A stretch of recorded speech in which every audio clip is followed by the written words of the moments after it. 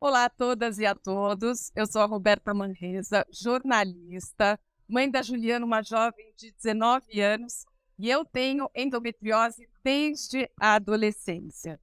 E nesse mês de março, mês amarelo, mês da endometriose, é com imenso prazer que nós damos início ao primeiro The Endometriosis Summit Brasil.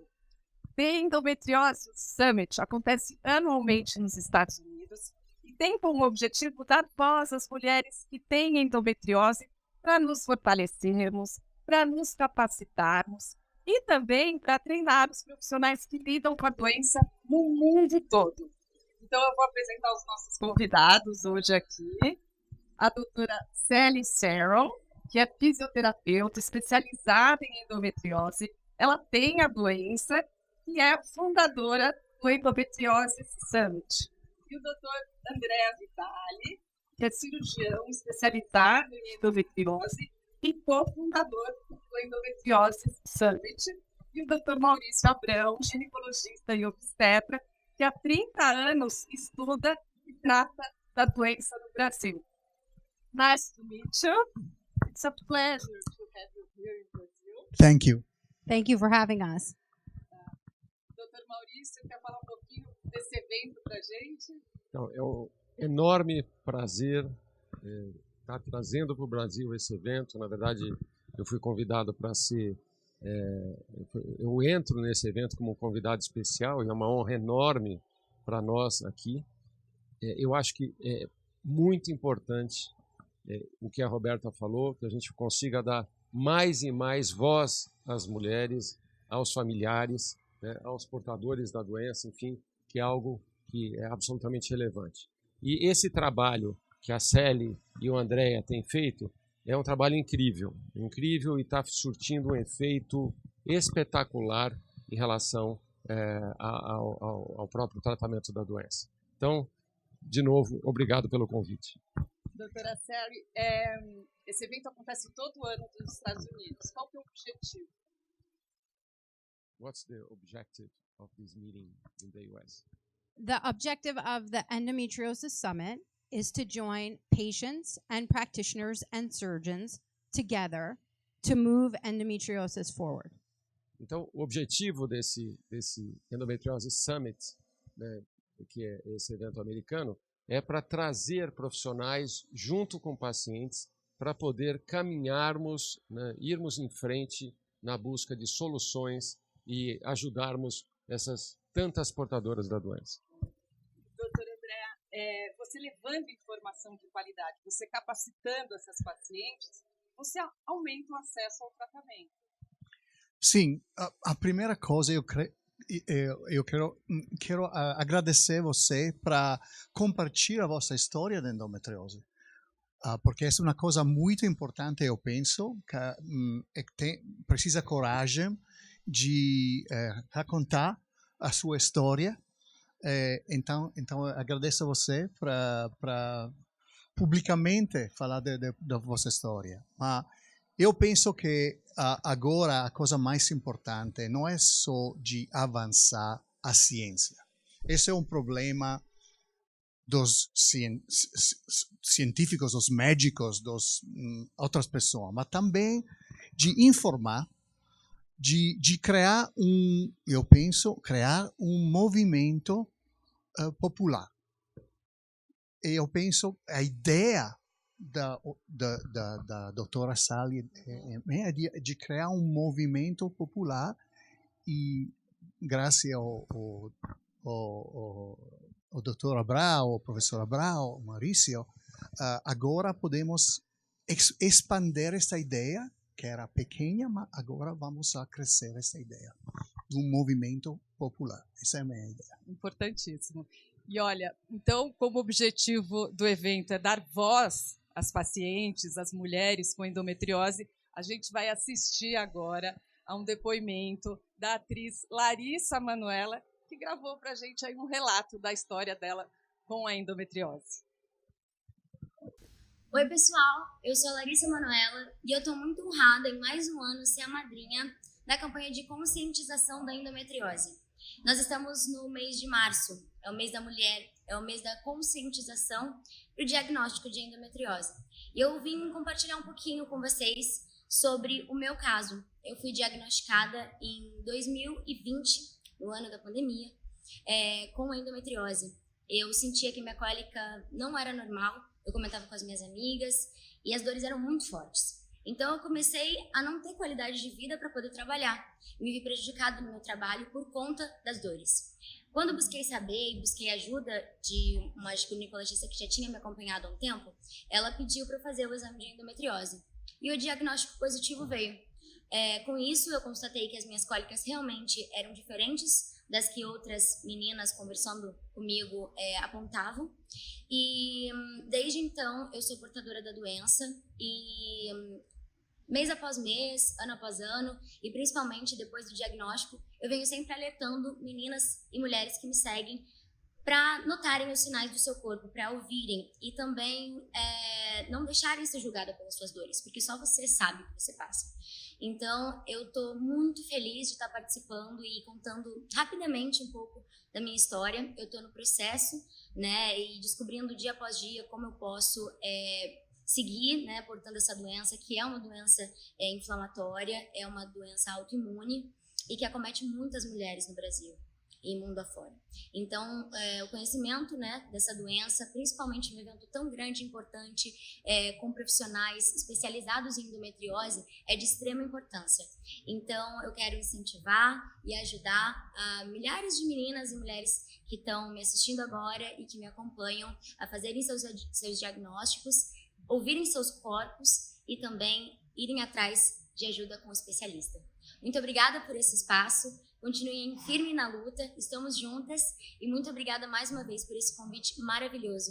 Obrigada, doutor Maurício, é um prazer ser acompanhada por você e muito obrigada por ser tão prestativo no decorrer da minha doença, desde o diagnóstico até hoje, que ele segue me acompanhando e que você se mostra tão prestativo sempre. Muito obrigada por ajudar milhares de mulheres. Um beijo para todos vocês e até a próxima. Cuidem-se. Ai, obrigada, Larissa. Que importante esse relato dela, né? Fundamental, porque é o que ela falou. Não é normal sentir dor, não pode sentir dor. Eu lembro que quando eu era adolescente, eu sentia muita dor, e isso que ela falou, né? Que interfere na qualidade de vida. Você deixa de trabalhar, você deixa de estudar, atrapalha a sua rotina. E a minha filha, quando ela se tornou uma adolescente, eu já tinha informação. Então, eu conversei com ela. Cólica incapacitante não é para ter, não é normal. Então, como é importante a gente levar essa informação para o público, que a Larissa fez, nos ajudou. Muito obrigada, Larissa. E tem que compartilhar informação de qualidade, né, para as pessoas saberem, para as pessoas poderem se capacitar, se fortalecer para irem atrás de tratamento. Então, olha, a gente vai começar, então, o nosso primeiro painel.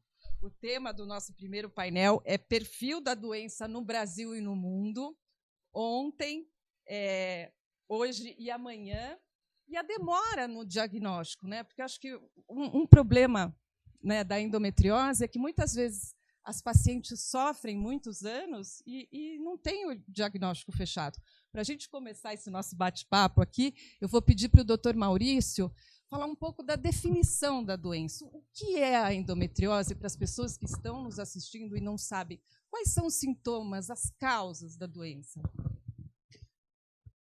Então, endometriose é quando o tecido que reveste a cavidade do útero, ele aparece fora do útero. Então, lembrando a todos vocês que o útero tem o formato de uma pera invertida. E é um músculo. E dentro dessa pera existe um tecido que chama endométrio, e esse endométrio é exatamente aonde, numa gravidez, por exemplo, o embrião se implanta, ou eventualmente numa menstruação, é o tecido que descama, né, durante a menstruação e faz com que, enfim, junto com o sangue, a mulher tenha esse período mensal de menstruações. Então, quando esse tecido se implanta fora do útero, ele se chama endometriose. E tem 3 tipos de endometriose. Uma endometriose que chama superficial ou peritoneal, uma endometriose que compromete os ovários e faz acabam ocorrendo cistos, né, de ovário com conteúdo mais espesso, sanguinolento. E o terceiro tipo de endometriose é a chamada endometriose profunda, que é aquela que infiltra órgãos, enfim, que acomete o intestino, os ligamentos, a bexiga, e é uma doença extremamente prevalente. 10 a 15% das mulheres em idade reprodutiva têm endometriose. Isso quer dizer, no Brasil, algo em torno de mais de 8 milhões de mulheres. É muita gente. Muita gente. Você sabe, doutor Maurício, que quando eu descobri que eu tinha endometriose, para mim, nunca tinha ouvido falar, era uma novidade. E hoje, você conversa com as pessoas, parece que todo mundo tem endometriose, né? Doutora Célia, eu queria que você contasse um pouco para a gente dos sintomas da endometriose, as causas, e se o estresse, né? Fala-se muito hoje da mulher moderna, que acumula um monte de tarefas, acumula um monte de funções, se esse estresse pode provocar a endometriose. So she's asking about the symptoms, the causes of the disease, and the role of the stress. Endometriosis is a unique disease in that my disease and your disease may not be the same. So typical symptoms of endometriosis, of course, are painful periods, but also very much bloating or the dreaded endobelly, right? And back pain, pain with sex or dyspareunia, but also very much stomach pain, constipation, diarrhea, and for some there can be anything from lung collapse to nosebleeds. Many teenagers, their journey with endometriosis starts with migraines during their period. And so that's what's very unique about endometriosis is it has these multi-system symptoms, but many people, at least in the United States, they only see a gynecologist. And the other symptoms like urinary urgency, urinary frequency are missed. And then they get passed around from doctor to doctor. Yeah. Oh, I'm sorry. Muito bem.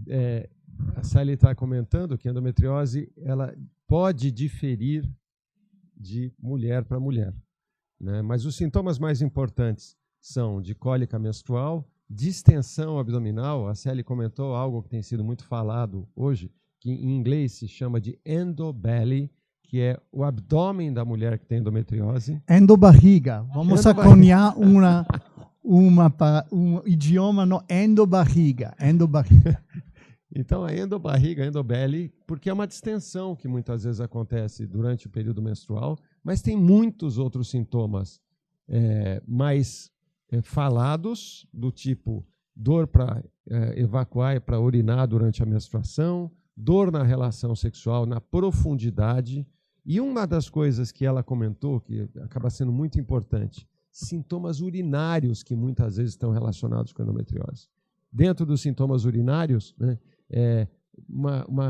várias dificuldades, sensibilidade para urinar acabam sendo importantes também. E um outro detalhe que ela falou, só para concluir, é a questão das enxaquecas perimenstruais, que podem estar também relacionados com a doença. Então, conforme a Célia mesmo comentou, é uma situação de múltiplos sistemas relacionados com a doença. I think also when I speak of endometriosis, in many ways I divide it in two, pain and quality of life and infertility. Então, essa divisão entre a doença que leva à dor e diminuição da qualidade de vida relacionada com a dor propriamente dita e a infertilidade. Infertilidade também que leva a uma diminuição da qualidade de vida. Infertility also brings a reduction. So, miscarriage, especially multiple miscarriages, failed IVFs, and unexplained infertility, all symptoms of endometriosis that sometimes the doctor forgets to mention to you, and then that causes a person needless suffering and grief and pain. Yeah. E a falha, né, abortamentos podem estar relacionados com endometriose, falhas de fertilização in vitro também podem estar relacionadas com a endometriose, e é papel do médico pensar no problema junto com a paciente e orientá-la devidamente. Como é importante, né? Como é fundamental a gente falar sobre o assunto, porque a gente vai aprendendo e passando essa informação para o público. E sobre a questão do estresse, a vida moderna, a mulher que hoje em dia acumula funções, o estresse pode causar a endometriose? O que causa a endometriose? Ninguém sabe a causa exata a patologia clara como a endometriose forma-se. Eu queria especificar, como explicou o Dr. Maurício, que o tecido da endometriose não é endométrio. É similar do endométrio, mas não é, tem características diferentes. É muito importante esse conceito, porque agora nós sabemos que a endometriose provavelmente não é causada da menstruação retrógrada. Esse tecido é muito similar ao endométrio, mas não é endométrio. Esse é o grande problema, porque agora não descobrimos a causa exata. E no futuro, ontem, na tarde, we were talking with Dr. Abrao and Dr. Sorrell, qual é o futuro do tratamento da endometriose. Nossa esperança é que o futuro vai ser um medicamento, tratamento médico, não hormonal. Mas, para o momento, a única possibilidade é a cirurgia. Falando do estresse, que é o tema importante. O estresse, eu penso que, claro que se uma pessoa tem dor, sofre, o estresse aumenta. Mas o vero problema é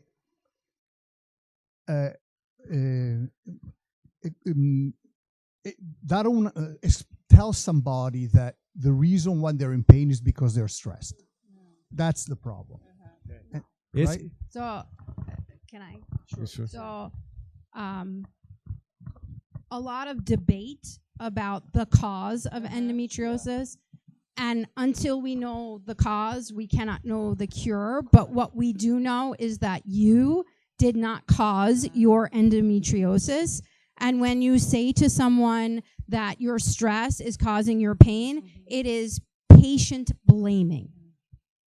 But stress increases inflammation, and increase of inflammation will contribute to pain, but contributing is not causing. Esse é um conceito super importante, porque existe um contexto de que a mulher é que causa a sua doença. E o que a Célia e o André estão comentando é que o estresse é uma causa importante de inflamação, né? E isso é um fato. Isso pode estar até associado, mas muito longe do conceito de gerar mais um fator de culpa para a mulher, né? No momento tão importante que ela está querendo tratar de um problema fundamental. Sim, ela está querendo acolhimento, né? A gente não pode culpar as mulheres por terem endometriose. There are studies that show that the perseveration on I ate something, now I have cramps, or the constant worry actually is a horrible aspect of endometriosis, because so many blame the patient, but you didn't do anything when you have endometriosis. Então, esse de novo, é o conceito de que a gente tem que dar acolhimento ao invés de gerar culpa, né? Ao invés de trazer culpa para a mulher nesse momento tão importante. Verdade. E eu queria falar um pouquinho com os doutores, né, dessa questão da demora no diagnóstico, porque as mulheres, muitas vezes, elas sofrem durante anos com essas dores incapacitantes, não sabem que têm endometriose, não fecham o diagnóstico. Por que isso acontece? E eu queria saber, doutor Andréa, se isso acontece também nos Estados Unidos. Conta um pouquinho para a gente das suas pacientes nos demora do diagnóstico de endometriose acontece em todo o mundo, também nos Estados Unidos. Esse pode ser o problema número um dos vários, mas muito da endometriose. A demora não é 1 ano, 2 anos, é muitos anos, 7 anos nos Estados Unidos, mas o Dr. Maurício vai explicar mais, porque ele foi um dos primeiros de identificar esse problema de uma maneira científica, e mais de 3, 4 médicos antes de diagnosticar endometriose. Maurício, você quer explicar o seu estudo? Sim, porque é muito importante. E vejam, esse é um estudo que a gente fez na USP de São Paulo, na USP de Ribeirão Preto e na Unicamp. Foi até a tese de doutorado de um colega da Unicamp na época, 20 anos atrás. O que esse estudo dizia? Que o tempo entre o começo dos sintomas e o diagnóstico da doença é por volta de 7 a 10 anos. E quanto mais precoce ocorrem os sintomas, mais demora para o diagnóstico. Então, por exemplo, se o sintoma acontece com mulheres antes de 20 anos, o diagnóstico acaba demorando algo em torno de 12 anos. E um outro detalhe importante que o Dr. Andréa falou é que não é só o tempo, e também o número de médicos que a paciente procura para isso, né? Que é uma coisa assim, 3, 4... E só para concluir, é um detalhe que, quando a gente fez esse estudo 20 anos atrás, a gente falou, não, isso é coisa do Brasil. E, na verdade, não é. Isso é um fenômeno mundial. Outros estudos repetiram isso na Europa, nos Estados Unidos. O próprio Dr. Vidali comentou que lá também é de 7 anos. Uhum. Sabe? How many years did it take you to be diagnosed? Ela me perguntou quanto tempo demorou para eu descobrir, para eu fechar o meu diagnóstico de endometriose. Eu fui uma adolescente que sofria muito com cólica, assim, dores incapacitantes, e achava que aquilo era normal. Quando, na minha época, era normal ter cólica, ninguém falava que podia ser endometriose. Foi só depois, depois de uns 10 anos, já casada, com dores assim de passar mal, de procurar pronto-socorro, que eu fui descobrir que eu tinha endometriose. It took me 23 years and my entire family doctors. And you 10 years, me 23 years. Meus pais são médicos também. Right. Oh, yeah. 10 years. My Portuguese sister. 10 anos para eu descobrir. And along the way, that delay of diagnosis, it ruins your sense of self because you think you're just the bloated one. You think you're the one who has to miss swim practice or prom or school. You think that you're the one who maybe cannot be doctor because you have to take naps from all the sleep from the pain. It's very hard. Então, o que ela falou com muita propriedade, primeiro que ela comentou que o diagnóstico dela demorou 23 anos, mesmo sendo de famílias de médicos, né? Que foi quando a Roberta comentou que a família dela também é de médicos e demorou 10 anos. E foi quando a Célie brincou que a Roberta seria a irmã brasileira, né? Nesse sentido. Yeah. Mas, além disso, quer dizer, o que isto representa em termos de colocar para baixo as mulheres portadoras, né? O que ela usou até um termo forte, de arruinar emocionalmente essa mulher. Porque vocês imaginam, né, quantas meninas que deixam de ir na escola, que, enfim, tem várias questões, deixam de fazer exercício porque tem dor, e quando, na verdade, né, acabam se sentindo culpadas, e é mais um fator, né, muito ruim para essas. E, doutor Maurício, no meu caso, por exemplo, fica aquela coisa, você deixou de trabalhar porque você está com cólica? Ai, que frescura. só por causa de uma cólica você não vai trabalhar. Então, assim, não existe esse acolhimento, esse entendimento, né, dessa dor. E por isso que é maravilhoso a gente estar aqui hoje falando. Eu quero parabenizá-los por esse evento, né, transformador. E eu queria saber da doutora Célie, a gente está falando aqui dessa demora no diagnóstico que o doutor Andréa falou que também acontece nos Estados Unidos. Por quê? São tantas mulheres hoje com endometriose e vocês fazendo esse trabalho maravilhoso de levar informação, por que ainda demora tanto tempo para fechar esse diagnóstico? Why do you think that there is this delay, in your opinion, in the US?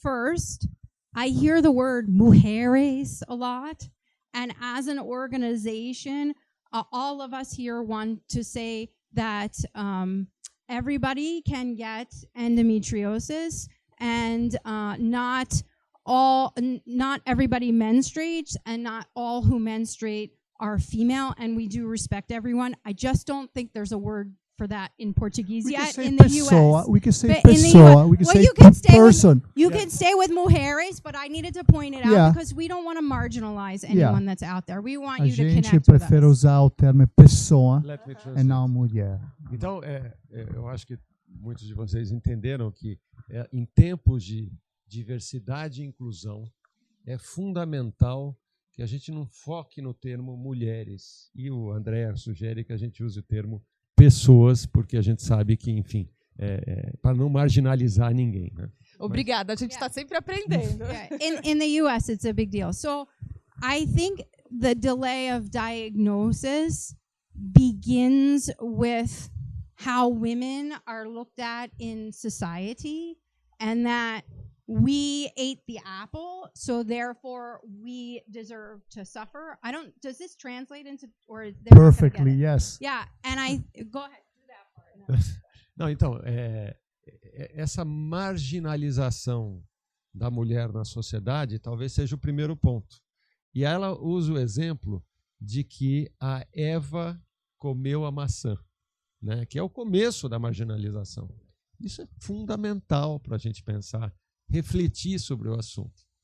And so suffering became embedded almost in the DNA of women, and then endometriosis has a 7-fold increase genetically. So our grandmothers suffered, our mothers suffered, and then when we suffered, they all said to us, that's how it is.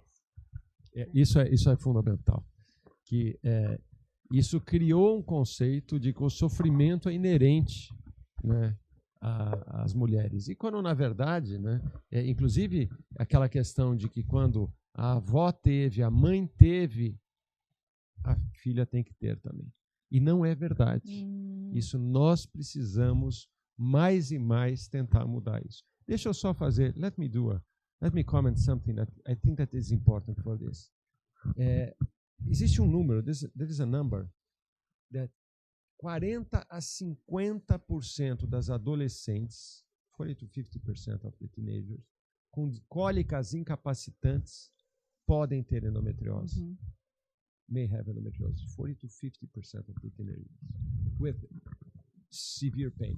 Então, isso é fundamental. Então, é muito, muito importante isso. So I think that we have the patriarchy issue, but then, like we talked about with the symptoms, endometriosis causes bladder pain and stomach pain and sectionalized medicine, where you see one doctor, then another doctor, then another, delays diagnosis as well. Então, para concluir o raciocínio dela em relação à demora para o diagnóstico, então, vem de uma parte cultural e vem também de um desconhecimento médico, né? E que passa, obviamente, e isso é uma das obrigações que a gente tem, né, como médicos também, para expandir esse conhecimento. É por isso que nós fundamos aqui no Brasil, por exemplo, em 2008, a Sociedade Brasileira de Endometriose, para tentar fazer essa parte, né? E por isso esse evento também é voltado para os profissionais, para treinar esses especialistas que lidam com a endometriose no mundo todo.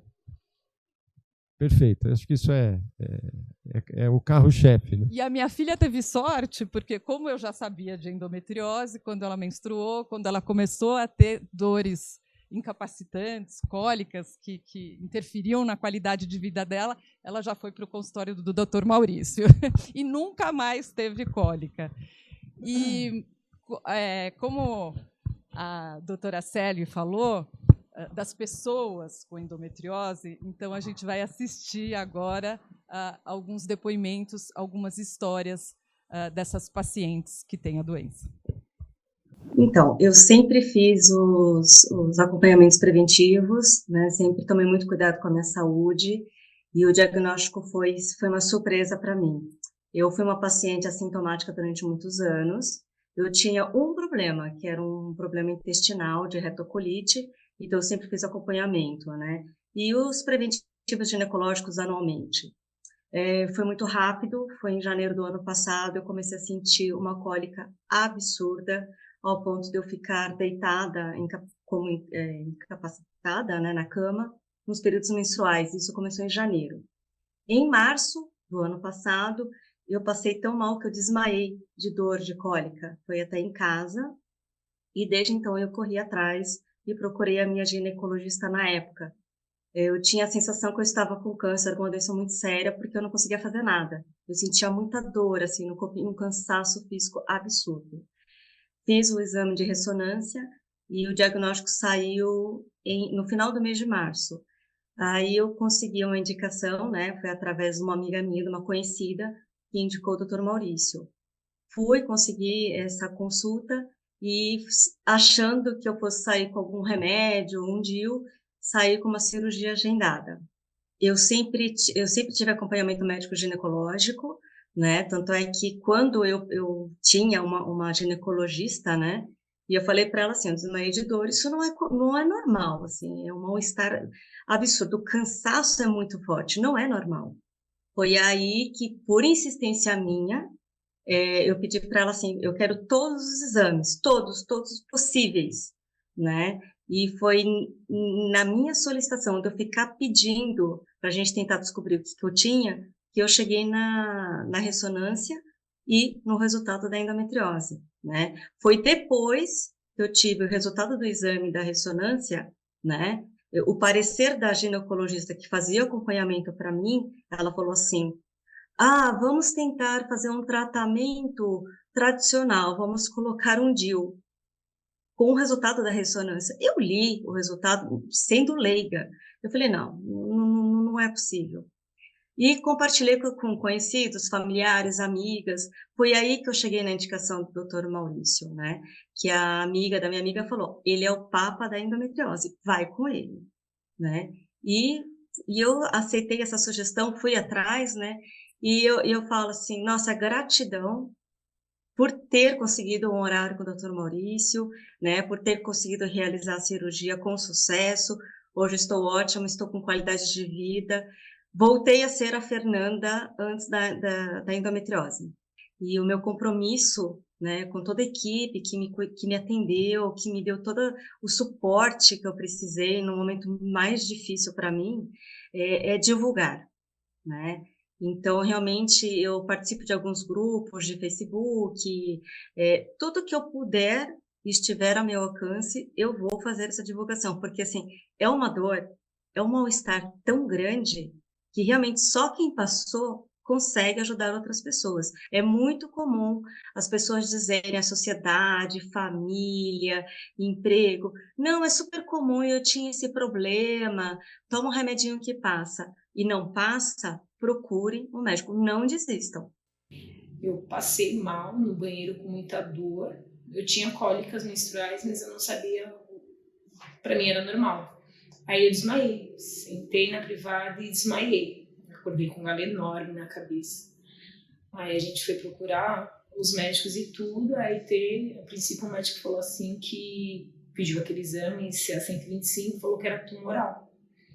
Como meu pai tinha falecido em 2018, eles acharam que era câncer no útero. Aí eu fui fazer toda essa investigação. tomografia computadorizada, ressonância magnética, para eles descobrirem realmente que era endometriose. Eu passei por vários médicos. Cada um falava uma coisa. Falava assim, não preciso operar agora. Espera mais um pouco, espera mais um pouco. Até então, hoje eu tenho um nódulo, né, a 13 centímetros do reto. Antes ele começou com 33 milímetros, hoje ele está a 6 centímetros, né? Então, eu sempre pedindo para ver se eu conseguiria operar e não conseguia até aparecer a ProArge, né? Então, foi muita luta, sabe? Foi uma fase para mim, para minha família em geral, foi muito delicado mesmo, porque eu pedia para ele, não me deixa dormir. Ou então, se eu desmaiar, eu tento me acordar o mais rápido possível, porque como eu tenho 2 filhas, o meu medo era as minhas filhas, eu perder as minhas filhas, né? Quer dizer, elas me perderem, né? Nunca pense que o problema é você, porque a partir do momento que você se vê como um problema, aí você vai desistir de muita coisa. Você começa a desistir de você mesma, se você achar que você é um problema. Então, assim, buscar, eu sei que vai tomar vários nãos, porque, como os médicos mesmo, alguns até falam assim que eu estava atrás de atestado. Você procurar alguns especialistas. Eu sei que algumas vão ter condições de pagar, um médico particular, outras não. Mas não perder a esperança, porque esse projeto que está crescendo agora, hoje, o ProArge, ele está vindo para ajudar muitas mulheres. Não pode perder a esperança, e que bacana, né, ter esses grupos de apoio, esses projetos que ajudam, né, que apoiam as pessoas com endometriose. Eu quero agradecer a participação da Fernanda e da Liliane e também a participação das pessoas que estão nos assistindo ao vivo, que estão mandando comentários, que estão mandando perguntas. E eu vou pedir para a doutora Célie responder a uma pergunta que a gente recebeu da Yasmin Emanuele. Ela falou que ela tem dor nas costas e perguntou se a endometriose pode espalhar para outras partes do corpo. She has back pain and she's asking if the endometriosis can be in the other parts of the body. Endometriosis absolutely can be anywhere in the body. Back pain very much can be caused by endometriosis on the uteral sacral ligaments, which is very common. And also, and we're going to talk about this in the next panel probably, but endometriosis causes spasms of the muscles in the pelvic floor, and that causes back pain as well. So it's a combination of treating the endometriosis and excising the endometriosis and treating the pelvic floor and having that treated. Isso é uma questão super importante que a Célia falou, que a endometriose pode estar em muitas partes do corpo e que possivelmente as endometrioses que têm dor na região posterior, na região lombar, por exemplo, primeiro podem estar relacionados com o comprometimento de um ligamento que se chama ligamento útero-sacro, que é o ligamento que vai do útero até o fim da coluna ali, né? E que o nódulo naquele ligamento pode gerar esse tipo de sintoma. Mas a Célia acrescentou que, além disso, isso pode estar associado com uma disfunção do assoalho pélvico e que isso pode requerer, eventualmente, não só uma possível cirurgia para tirar o foco da doença, mas um trabalho fisioterápico também para melhorar as condições do assoalho pélvico. Doutora Andréa, agora uma pergunta para o senhor. Essa pergunta veio através do Instagram. É a Renata Araújo. Quais os países que mais avançaram no estudo da endometriose? É uma pergunta difícil, porque a primeira coisa que eu queria dizer, a segunda pessoa aqui no vídeos que agora os vimos, falou do problema do acesso no tratamento. Sim. Não é um problema só do Brasil, é um problema de todo mundo, ok? E é o problema da avançar a ciência, a pesquisa do endometriose, é que, como sempre, a endometriose não tem muito financiamento econômico do governo. Nos Estados Unidos, in the United States, the government money for endometriosis research is very low, right, Sally? It's ridiculously low. NIH funding has been increased in the past 5 years by work from advocates, particularly one group called EndoWhat, but it took the voice of the people to get more funding. There's no money for research. That's the problem. You know, você que... Não, ela está falando que mesmo com alguns movimentos nos Estados Unidos, como EndoWhat, que é um movimento super importante, que está melhorando um pouco o dinheiro para pesquisa em endometriose, isso ainda é muito baixo, né? E, enfim, acho que isso é uma coisa importante. O problema é que não temos... toda a pesquisa é o resultado do trabalho individual. Por exemplo, o trabalho individual do Dr. Maurício. Agora ele está aqui, mas outra pessoa também. Mas o Dr. Maurício, todo o seu trabalho foi individual, foi iniciativa individual, sem muita ajuda da parte do governo institucional, vamos falando. Esse é o problema. A falta do suporte institucional para a pesquisa da endometriose. Nós temos hoje instituições aqui no Brasil, como a NIH, a FAPESP, que nos deram oportunidades, né? E nós fomos atrás, enfim. Mas ainda assim, o investimento global aqui no Brasil ainda é muito pequeno. E eu fiquei curiosa, doutora Sally, nos Estados Unidos, as pessoas com endometriose têm acesso aos tratamentos? Access to specialists. Access to specialists, I think worldwide is fairly poor. Access to specialists in the United States is very bad. I can't even say that every state has an excision specialist that can handle the whole body from the lung to the bowel to endometriosis. And that plays into your previous question, because bias in research, if the research is motivated, does not motivate people to independently learn excision, and then there are less people for less practitioners for patients to see. Então, realmente, também o acesso nos Estados Unidos ele tem dificuldades, não é só coisas do Brasil. E eu vou até dar uma opinião pessoal em relação a isso. Se a gente pegar, por exemplo, países onde a medicina é guiada pelo que se chama de GP, que é o clínico geral, General Practitioner, muitas vezes o próprio GP, o próprio clínico geral, não pensa e não direciona para o especialista, que é uma grande limitação também.